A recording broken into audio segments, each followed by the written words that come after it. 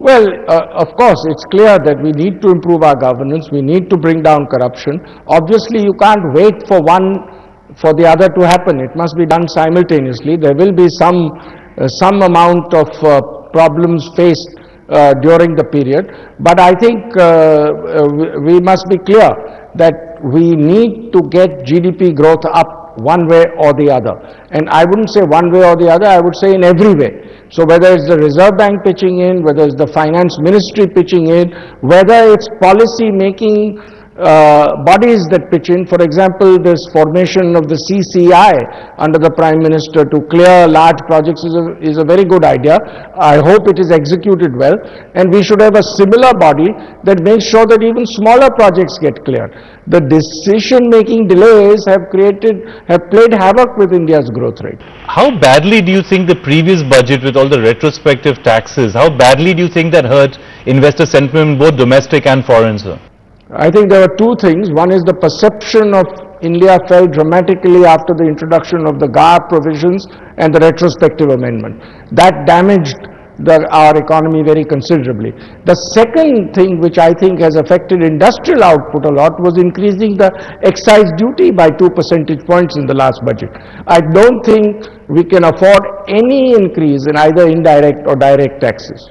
You know, even as we speak, I mean, roads across India are empty, and that there are protests and even some sporadic violence because trade unions are demanding a minimum wage in India and a minimum wage of 10,000 rupees a month. What's your view on that, sir? Well, I think I don't want to particularly comment on trade union demands. This is something that takes place all over the world. We have a very clear policy that we allow trade unions the freedom of action. So I think we should take this in our stride. But an illegal strike such as the one we have seen in the last 2 days, because a strike should have a proper notice period, etc. Illegal strikes, I think, are very bad for the economy. But can you talk a little bit about this minimum wage concept, because it's increasingly getting currency here in Delhi. What's your reaction in principle to the idea of a minimum wage at a healthy level? We have a minimum wage in this country, and it should be at a reasonable level in line with the actual wages in the country. You can't suddenly have a very high minimum wage which will lead to more unemployment, because what's the use of setting a minimum wage if employing people at that minimum wage is not economical for industry? They will stop growing. So I think a healthy, balanced minimum wage is required in every country, and we have that in India. You know, much of the pain in the economy also seems to be in the agriculture sector, sir. That's another area where your group is quite active in agro industries. Agricultural growth, again, you know, many people say at most it's 1.5%. Many people are arguing that in real terms it's falling. How concerned are you about the state of agriculture in India? Well, I am concerned about the state of agricultural growth in India. It is low, but the opportunities are huge. There's a tremendous amount of technology coming into agricultural products, be it better seeds, be it better irrigation, be it better micro irrigation. There are various ways to promote agricultural growth. There is one statistic that if we get the same yield in every crop in India equal to the best yield in India, not necessarily global, we could double our agricultural output. So we need to use technology to accelerate our agricultural growth. It's very doable, and I think a lot of attention should. I think, like a lot of things in our country, implementation, execution needs to be improved. Okay. Is there any specific thing that you personally, 2-3 things that you would like the government to do? I mean, you know, the usual issue that people, I'm sure, ask you the question all the time. If you were the finance minister, what are the 1 or 2 key things that you would like to do in this budget? I think I would incentivize growth-oriented parts of the economy. Parts of the economy which can add to quick growth need to be incentivized. That will lead to much higher growth rates, which will lead to higher collection. So the little bit that is put into incentivization will be more than made up in terms of higher growth and higher base on which the taxation could take place. Because there are some specific demands that have been put out there by CII and other people.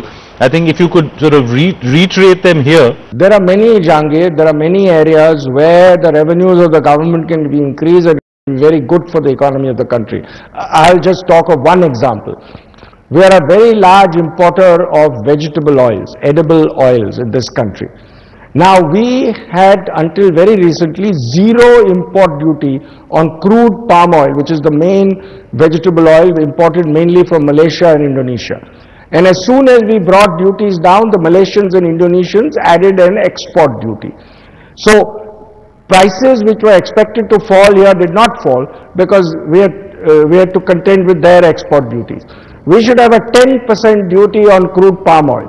There will be no increase in costs in India because the Malaysians and Indonesians will be forced to remove their export duties, will cut their prices because India is a very large buyer. We can dictate the prices. And we should have a 20% import duty on refined palm oil. This could add to Indian revenue, it would help Indian industry. Indian industry would end up paying taxes from that, etc., etc. So there are many such. I am just giving you one example. CII and other organizations have pointed out other such areas to the government. So there are right places where you can raise revenue. Don't do it in the wrong places which affect growth. You know, another area that people say could boost growth and that the government has really fallen behind, even failed, is in disinvestment. I mean, they had set huge disinvestment targets. They are very far from being met. A, are you very concerned about how low our disinvestment income has been? We could disinvest much more. First of all, the disinvestment process should start from April, not start in the fourth quarter of the year. It should start early.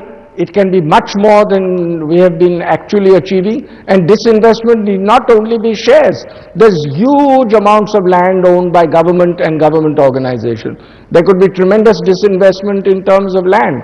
The railways are sitting on a lot of land. So there are many other areas where government assets can be monetized and help reduce the fiscal deficit and then enhance growth. Sir, but if you could give us one, as we're running to the end of the interview, just running short of time, one question I had is, give us a sense of really how deeply disappointed has industry been, how is industry right now, with the manner in which these things have fallen short, disinvestment, lack of implementation? I much rather talk about the opportunities, Jahangir, than the problems. I think one of the problems in our country, we talk too much about the problems rather than the opportunity. The great thing is we have tremendous opportunities. As I said, goods and services tax. I mentioned some of the areas where higher taxes could be collected and it would be very good for the economy. So there are many other things that can be done which can lead to both growth and fiscal consolidation. Okay, for the sake of balance, sir, if the government did all the things we've talked about, or many of them, what do you see, what is your prediction of how it would impact the economy positively? Would you see growth rates going back beyond 6%, for example? Oh, we can get to 8% growth rate in no time if just the GST is implemented and a few other reforms which can go hand in glove with the GST implementation. 8-9% would be quite easily achievable.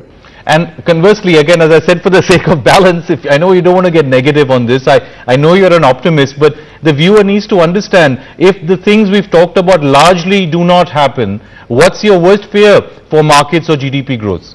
No, I think there's still the GDP growth, even if not much further reform takes place, the GDP growth in 13-14 will be higher than in 12-13, but the opportunity is huge. The great news is that the opportunities in India are very large. If we can implement them, if we can execute them, I think we can get back to an 8-9% growth rate in this country, which would be tremendously positive for the economy of the country. All right, that was Adi Godrej, Chairman of Godrej Industries and the President of the Confederation of Indian Industry, talking to us about his hopes and his very optimistic view of what Budget 2013 could hold in store for us. Thanks for watching. There's much more coming up on the other side, so stay tuned to NewsX.